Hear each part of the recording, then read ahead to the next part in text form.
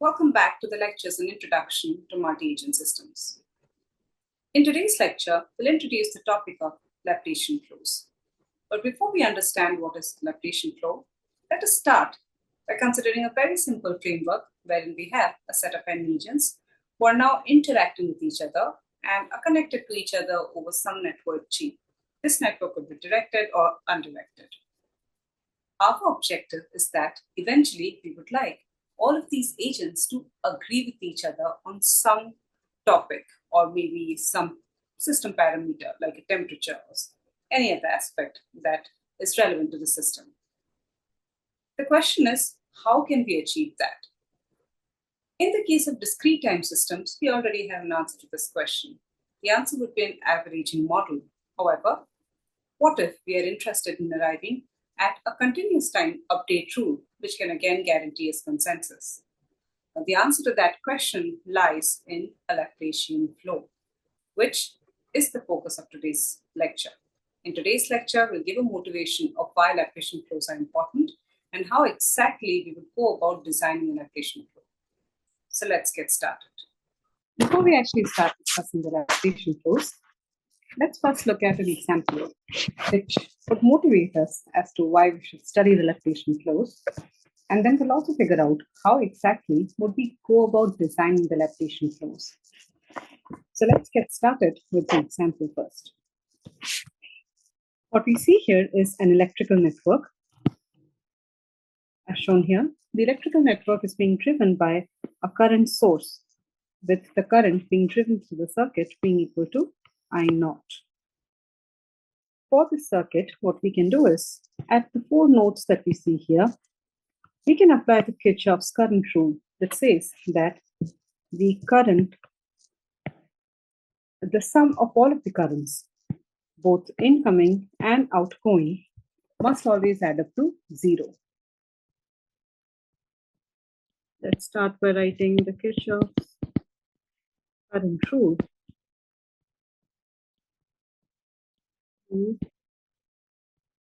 Can be applied at all the nodes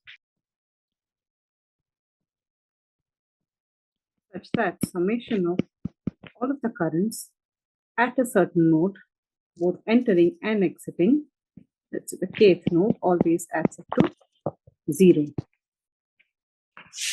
Upon applying the Kirchhoff's current rule, so since we derived it in more detail when we were discussing the Laplacian flows, the students are requested to take a look at the lectures on the Laplacian for the exact derivation of each of the current at each of the nodes given here. However, what we will do in today's lecture is we will directly write up the overall expression, meaning thereafter currents can be expressed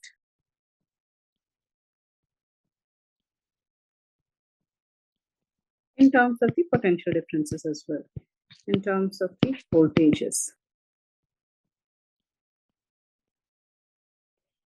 The voltages being VA, VB, VC, and VB, the 4 different voltages, and the corresponding. So currents will have to be associated with each of the branches. Hence, there'll actually be 6 different values of the currents. Meaning, now, if first of all we apply the Kirchhoff's current rule, then express all of these currents in terms of the voltages, what we will actually get is an expression like this.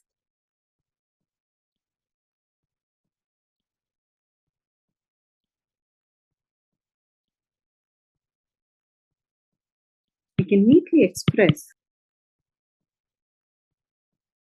these relations as given below.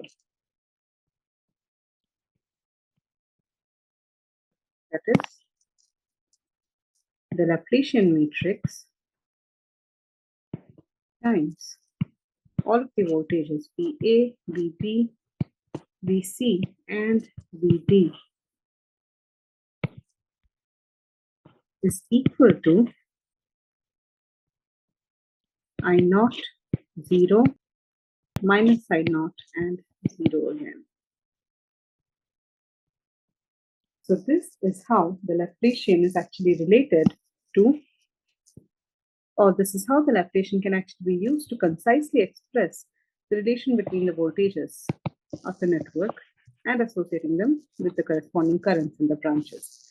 Please remember that the Laplacian here consists of all of the conductances. It takes that form such that the off-diagonal entries are all negative, and the diagonal entry of each row is simply the sum of the off-diagonal elements, but has a positive sign. So this is how the Laplacian matrix comes up when we are actually trying to express various relations within the network, meaning the Laplacian matrix. So just to write it here, what we will get on the RHS, the LHS, is simply that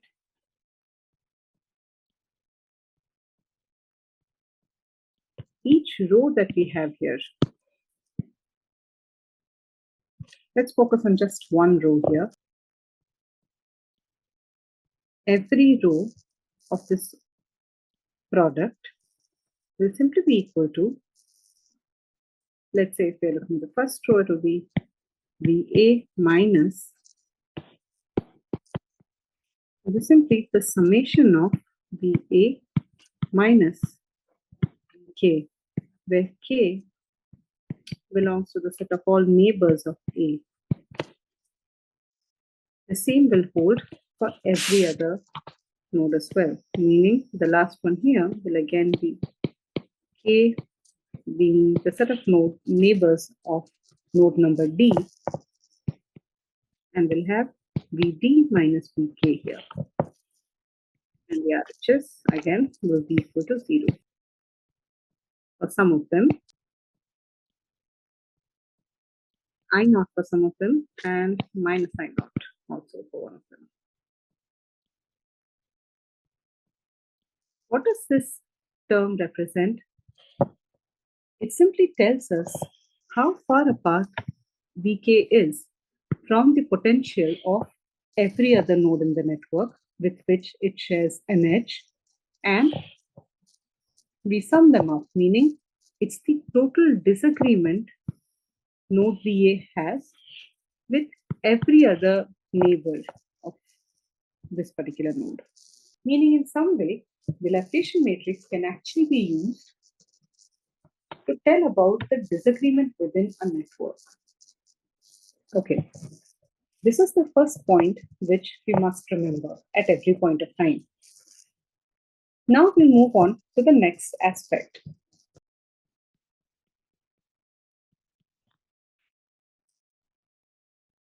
Suppose we consider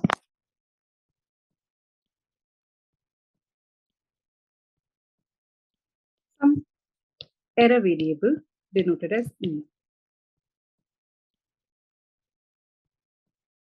Now, any of you who has done a basic course of control should be able to know this, or even if you don't, we can easily see it here.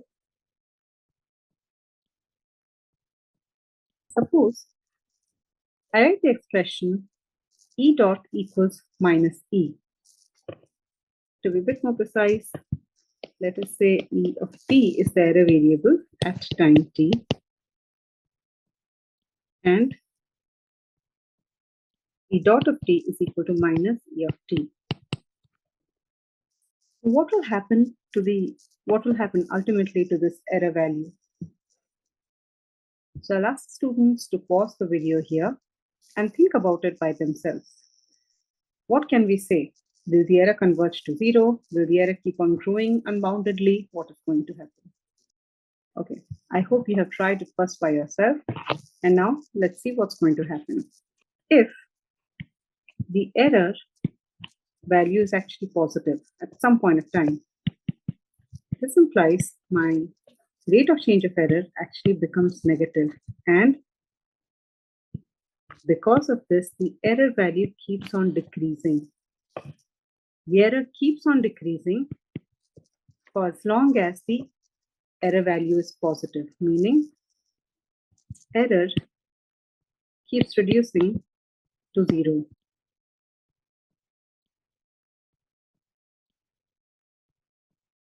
It keeps on approaching 0 if it starts at 0. Now, what happens when the error is negative?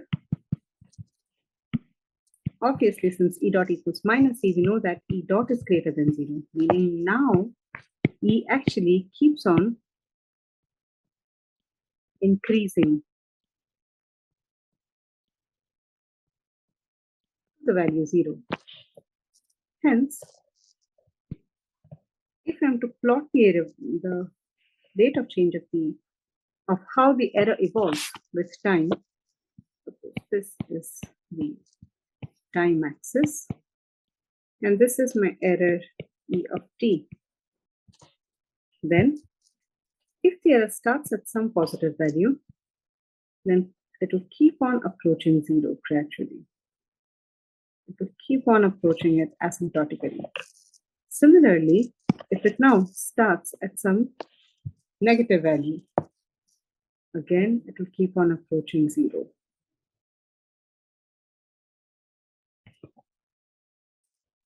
So this is how the error variable will vary with time. Meaning, eventually, if I choose my error variable in this format, it is guaranteed that the error will always go to 0. Now let's come to a multi-agent framework where we have the current problem.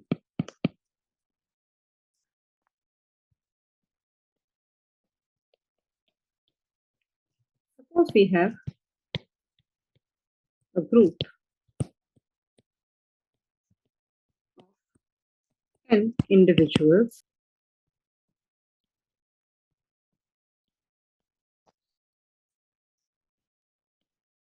who are discussing over a certain topic. We're discussing some topic.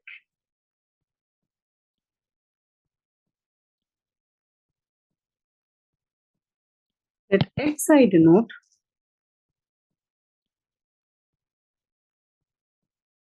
the opinion of ith agent about the given topic.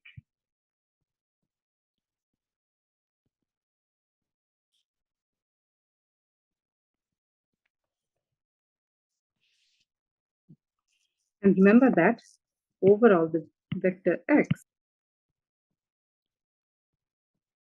is x1, x2 up to xn.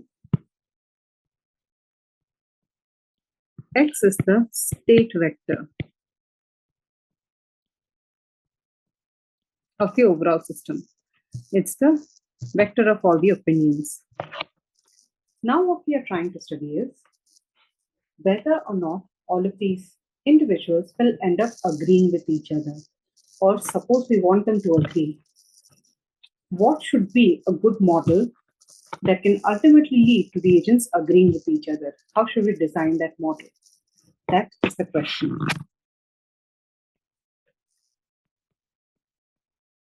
How can interactions between the agents, between the individuals,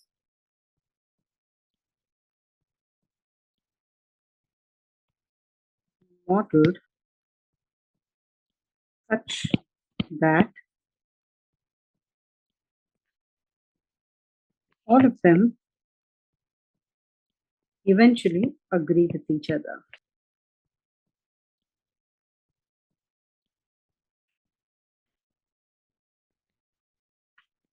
Each other.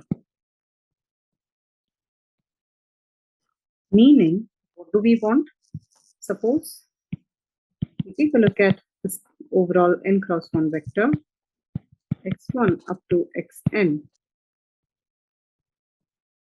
Eventually, I want, or the desired behavior is x1 equals x2 equals xn. All of the opinions of all of the agents become equal to each other eventually, meaning at steady state.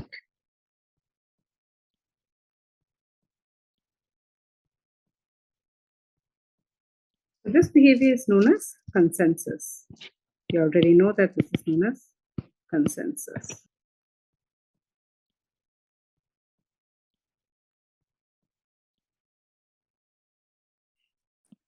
Now let us look at the network shown here. In this network, we have 10 number of nodes, individuals who are interacting with each other, and eventually we want x1 up to xn to take same values. xn to have the same value, say x bar at steady state.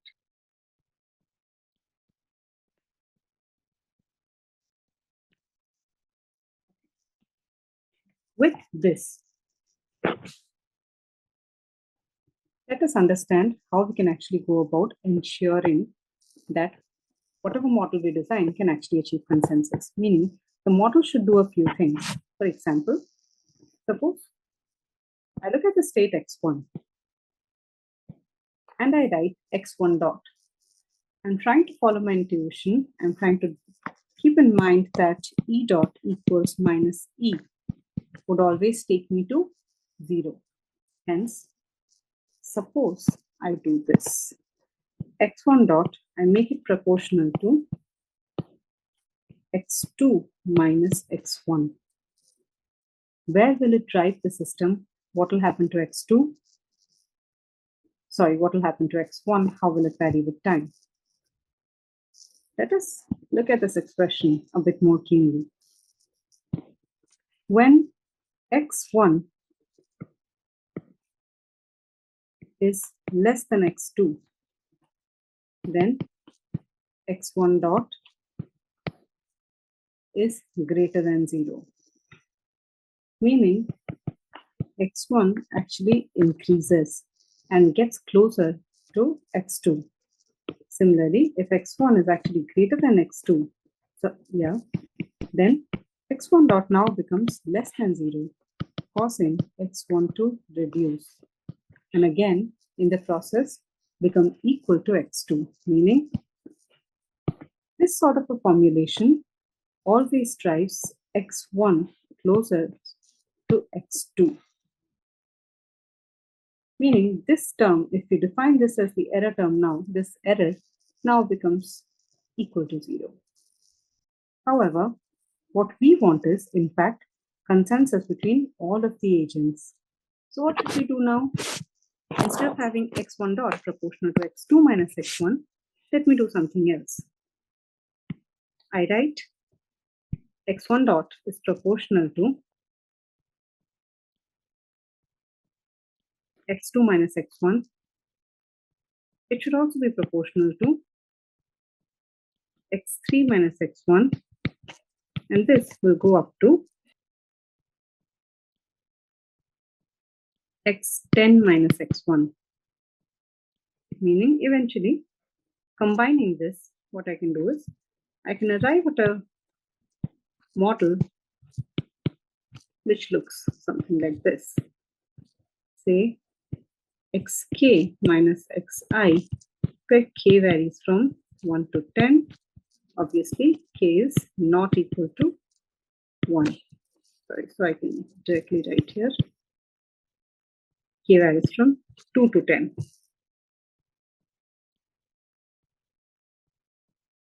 So again, the students should pause the video here, go and try it themselves. Does this model give us consensus or not? Meaning, if each of the agents is now doing this. So if this is what x1 is doing, then say, let's write it in a different color. x2 dot should now do something like this. K equals 1 to 10, k not equal to 2, xk minus x2. Similarly, xn dot is proportional to k minus x10, where k varies from 1 to 9. So please pause the video here, run a simulation for this system. And please check, are the agents now able to achieve consensus? Well, you will find that they are, in fact, they will achieve consensus. However, our job is not complete here because this formulation that we have here is not very accurate.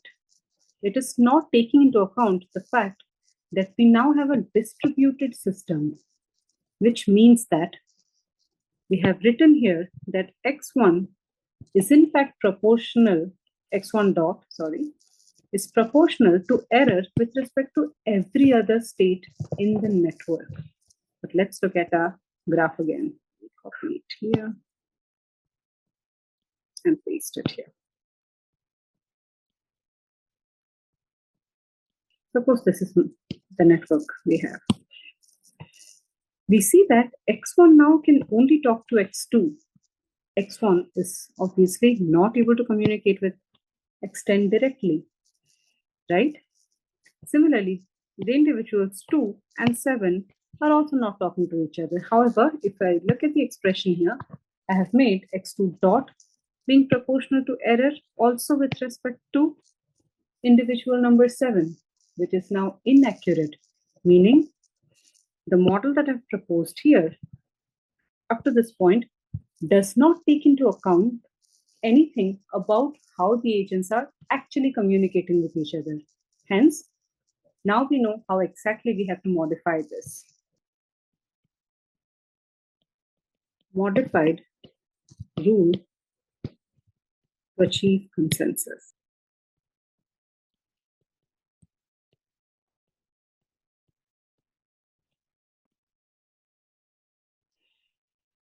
For that, let me also keep in mind the diagraph that we have chosen. What I now say is, let's write it for this case. Let me copy it here, from here, and paste it somewhere here. Suppose this is my network. Let us write up the modified rule. So we now say x1 dot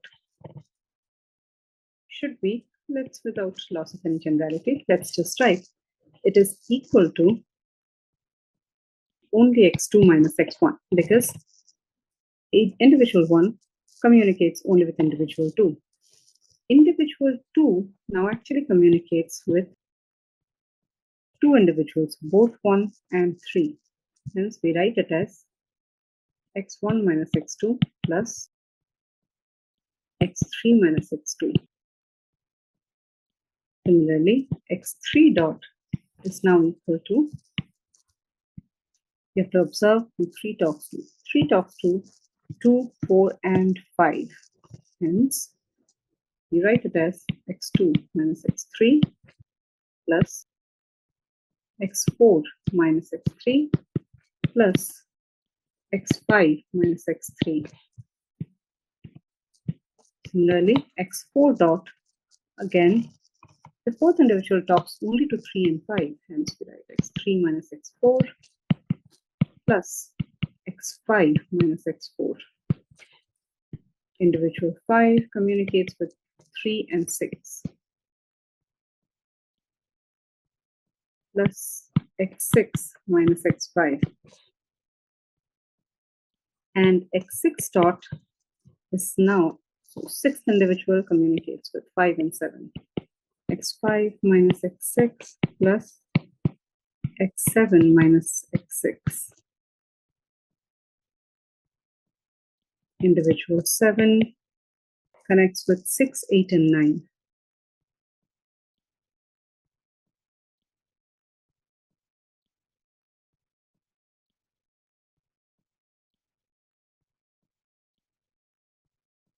Individual 8 connects with 7, 9, and 10. 7, 9, and 10.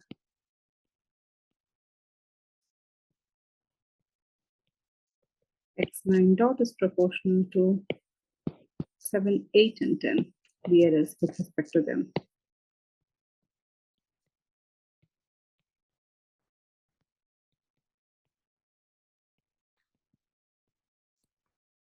And ultimately, X10 dot is proportional to, so the 10th individual talks only to individuals 9 and 10. So, sorry, 8 and 9. So this is X8 minus X10 plus X9 minus X10. Ultimately, this is what the modified rule would look like, which actually takes into account exactly how the agents are communicating with each other. And what exactly is this expression? Can we write this in a more simplified way? The answer is yes, we can do that. And how do we do it?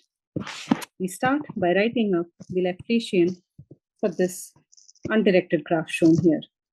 This Laplacian will be a 10 cross 10 matrix. We write the Laplacian here and multiply it with the vector of all of the states, with the state vector consisting of all of the opinions. And we say x dot is actually equal to minus L times this x vector. The entirety of this expression that's written here can be written in a condensed manner using this expression. Write it in a bit more complete way. We write x dot equals minus L times x. This is exactly equal to the Laplacian flow. So we have arrived at the Laplacian flow model. Please note that x dot is not equal to L times x. So what will go wrong if we write x dot equals L times x? So now the students should be able to answer this question based on, or by simply by comparing it with the expression E dot equals E or E dot equals minus E, which of them will work and which of this will not work. And the same logic will tell you why x dot equals Lx will not work. So this is how we arrive at the Laplacian flow. But there are a few questions. For example, I know that if we use the model shown here, let's highlight this model. If we now see the model given here, we know that this model will work. It is quite similar to E dot equals minus E. However, now this somehow truncated model, which takes into account the communication also, will this model also guarantee consensus? Or rather, a better question is, under what conditions will this model actually guarantee consensus? Note that what is effectively happening here is node number 1 talks to node 2, passes on some information. Node 2 communicates with 3, 4, and 1, meaning after communicating with all three of them, node 2 actually shares this information with all of them again. Meaning, in this way, node number 1 indirectly gets some information of node number 3 through the node 2. In a similar way, since this graph is actually a connected graph, node number 1 actually gets some information of node 7, node number 10 as well, using the walk shown here. Similarly, starting from 1, I can actually reach every other node in the network. Because of this, in this current scenario also, we will actually end up getting consensus. However, we must be able to prove this more rigorously. We must be able to figure out why this is very easy to understand for the case of an undirected graph. What will change if we now make the graph directed in nature? Will the consensus of the system depend on the network topology? Or should we modify the Laplacian flow such that it can work for any arbitrary network topology? In the next lecture, we'll start by answering some of these questions. So with this, we'll end today's lecture. Thank you.